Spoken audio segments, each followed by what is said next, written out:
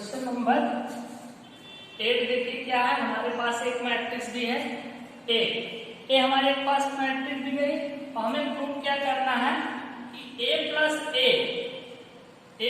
Transpose of ए एक क्या है, सममित आवृत्ति है। तो सममित आवृत्ति होने के लिए हमें इसे प्रूव करना। तो सबसे पहले हम क्या ले लेते हैं, ए हमें दिया है, इसका हम ले लेते हैं ट्रांसपोज। ठीक, तो यही निकाल लेते हैं ट्रांसपोज।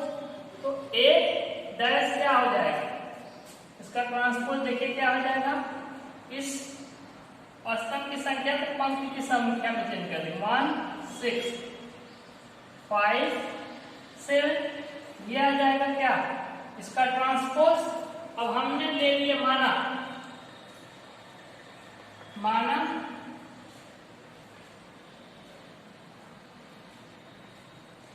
ई इक्वल टू क्या ले लेते हैं, ए प्लस ए डैश। ठीक, ए प्लस ए डैश को हमने पी मान लिया। चलिए यहां से ए डैश की वैल्यू रखिए। ए कितना हमारे पास है,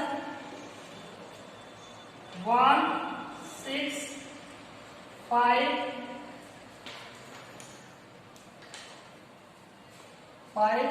7 प्लस ए डैश कितना है, ट्रांसपोज ऑफ ए कितना है, 1 5 6 7। ठीक, ये इसको सॉल्व कर देंगे, पी कितना आएगा देखिए,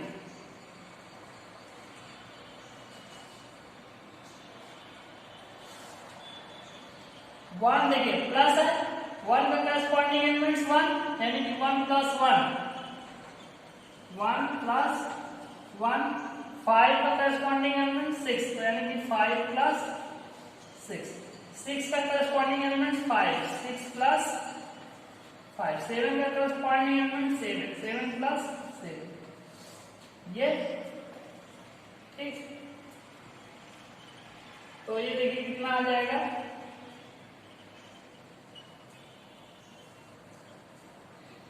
यहीं पे निकाल दे ये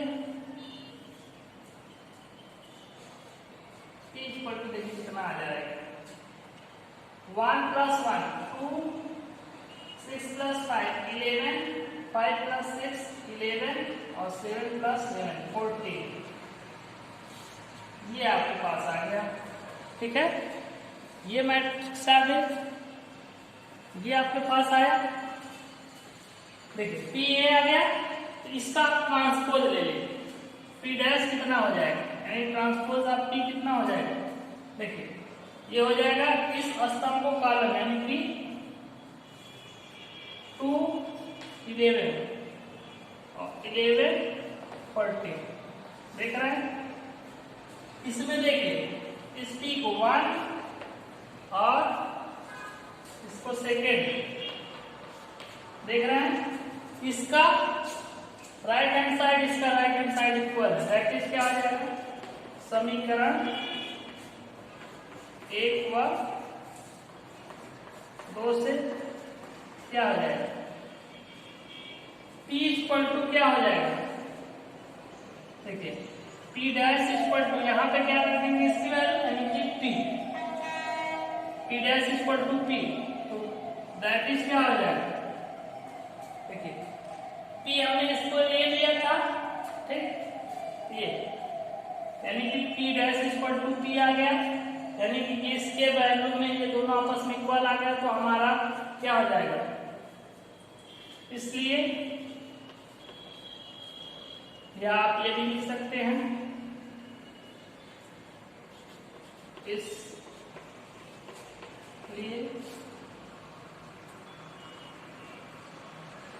ए प्लस ए डैश एक क्या है, एक सममित अवयव है।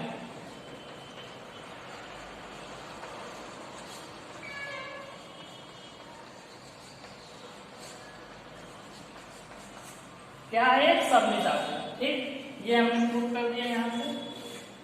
ठीक है, एकदम इजी था, हमने इसको पी लिया, पी के लिए पी निकाले, पी के बाद क्या है पी डैश जब निकाले देख रहे हैं ये दोनों आपस में इक्वल हो ना, तो दैट इज क्या हो जाएगा, टी को हमने क्या लिया था, ए प्लस ए डैश था,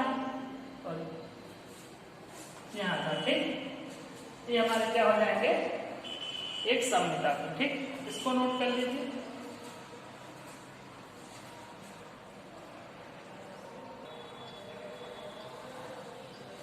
देखिए क्वेश्चन नंबर 10 का फर्स्ट पार्ट है।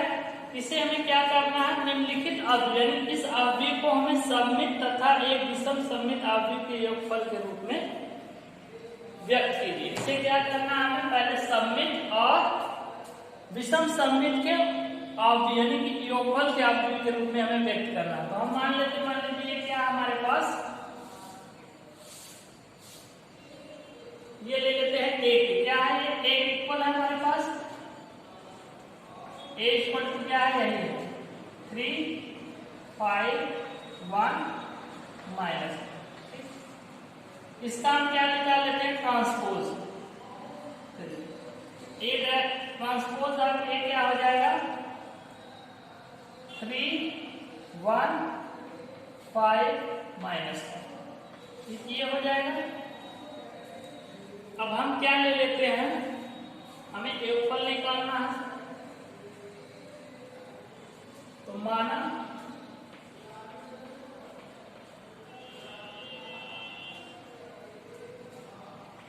P equal to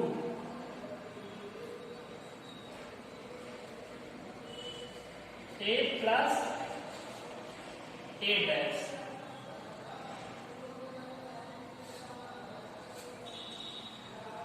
half of a dash, ये हमने मान लिया।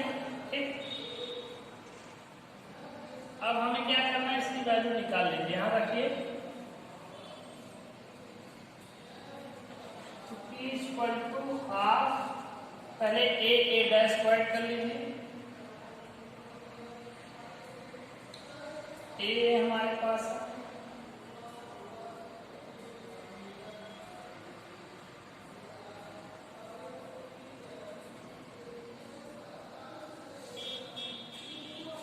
a डैश यही निकाल लेते हैं। देखिए a प्लस a डैश यहाँ पे निकाल लीजिए। a कितना है, 3, 5, 1 माइनस 1 प्लस में 3, 5, 1 माइनस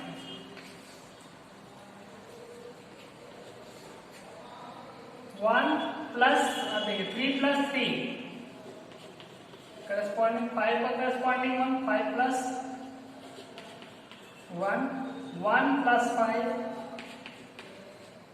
1 माइनस 1 यानी कि -1 प्लस 1 और -1। ठीक,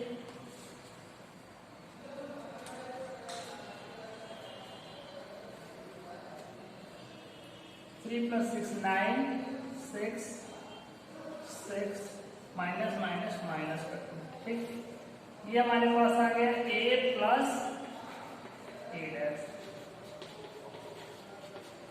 ये वैल्यू यहाँ रख लीजिए। a प्लस a डैश कितना आया, 9, 6 6 minus 2।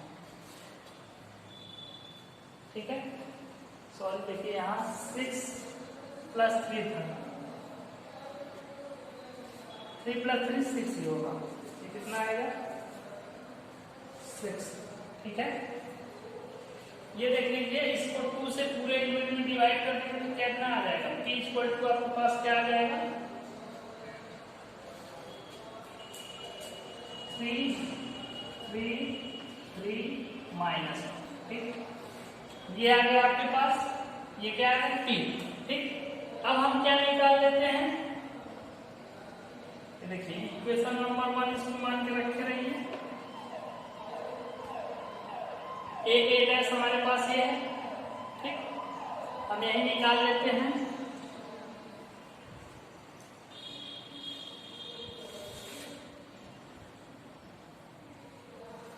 a minus a dash. ठीक, a minus a dash, a यही है 3, 1, 5, -1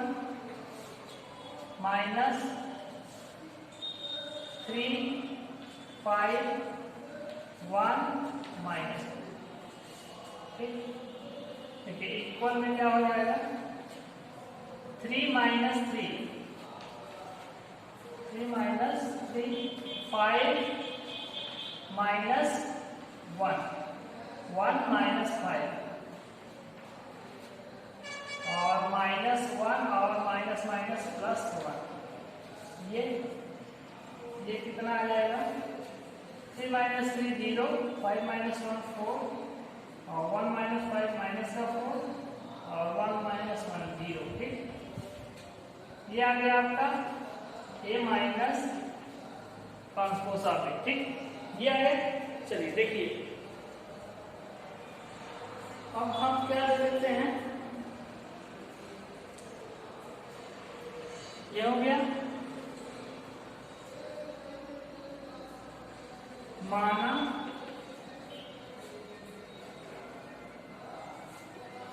Q equal to A minus transpose of A, ये हाफ। ठीक, ये ले लिए। अब देखिए यहां से Q की वैल्यू निकालेंगे। Q इक्वल टू कितना आएगा, देखिए A माइनस A डैश, ये रखिए 1/2 0 - 4 4 0। ये कितना आ जाएगा 2 से डिवाइड करेंगे 0 - 2 2 0। ठीक, ये आ गया। ठीक है, अब देखिए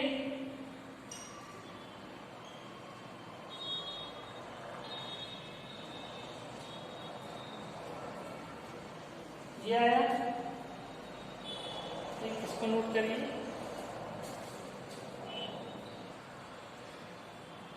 देखिए ये हो गया, यहां से Q की वैल्यू हमारे पास ये आ गई। अगर हम क्या करें Q डैश ले लेते हैं, इसका ट्रांसपोज लेते हैं, यानी कि ट्रांसपोज आपको कितना आ जाएगा, देखिए ट्रांसपोज ले लेंगे क्या आ जाएगा 0 - 2 और 2 0। या ये क्या हो जाएगा, ये किसके इक्वल आया -Q के इक्वल। देख रहे हैं ये जो Q है, अगर इसका माइनस आप ले लेंगे, माइनस कॉमन लेंगे तो ये सेम यही आ जाएगा। माइनस कॉमन लेंगे तो यानी कि दैट इज हमारा क्या हो जाएगा, दैट इज Q, यानी कि Q क्या ये लिए थे, ये हमारा क्या हो जाएगा Q इक्वल टू 1/2। चलिए यहां लिखते हैं ऊपर,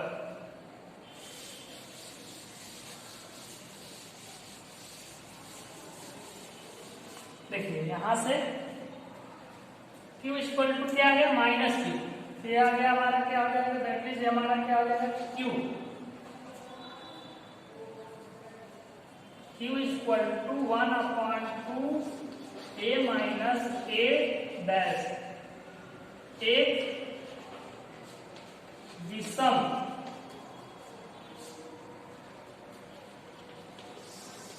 सममित अवयव है। ठीक, ये विषम सममित अवयव है।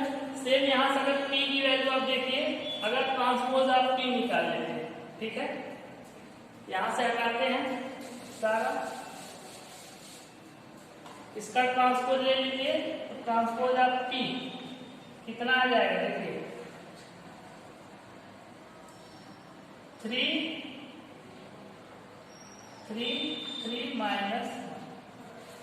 ये किसके इक्वल आया, इसी P के इक्वल, दैट इज क्या हो जाएगा P इक्वल टू 1/2 A और ट्रांसपोज ऑफ A एक सममित अवयव।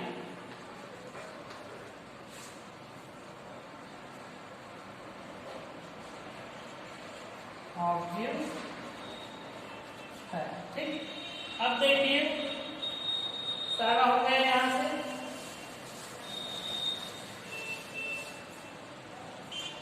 एक हम हमने क्या P को हमने क्या सममित आवृत्त और Q को हमने विषम सममित आवृत्त दिखा दीजिए। अब हम इसका क्या निकालना है, P और Q का हमें योग निकालना है, ठीक है। तो इसको निकाल लेते हैं P और Q का। तो देखिए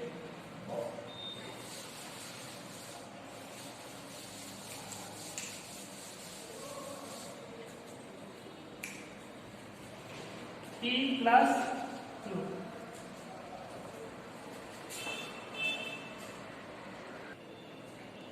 देखिए अब P और Q हमें निकालना है।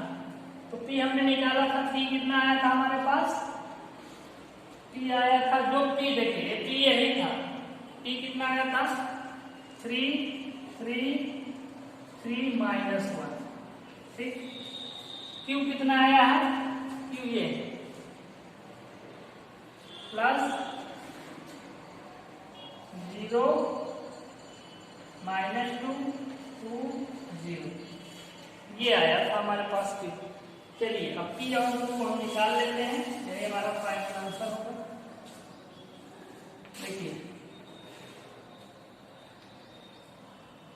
3 प्लस 0 करस्पॉन्डिंग, इसका करस्पॉन्डिंग क्या 3 plus 2, 3 plus 2 minus 2, 3 plus minus 2,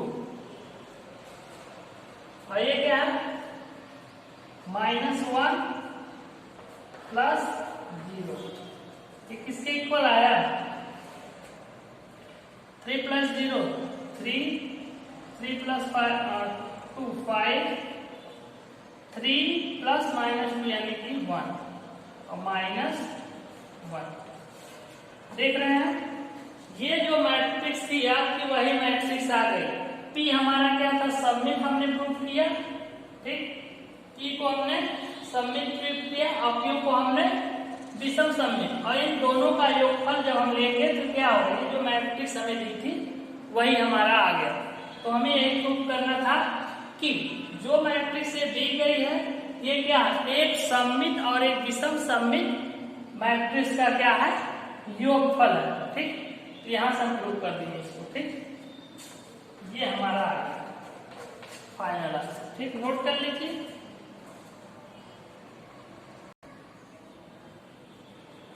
ये देखिए हमारे पास क्वेश्चन दिया है 12, ये एक मैट्रिक्स ए दी गई है, ये मैट्रिक्स क्या है ए प्लस ट्रांसपोज ऑफ ए किसके आइडेंटिटी आई के इक्वल है, तो अल्फा का मान हमें क्या करना है निकालना है।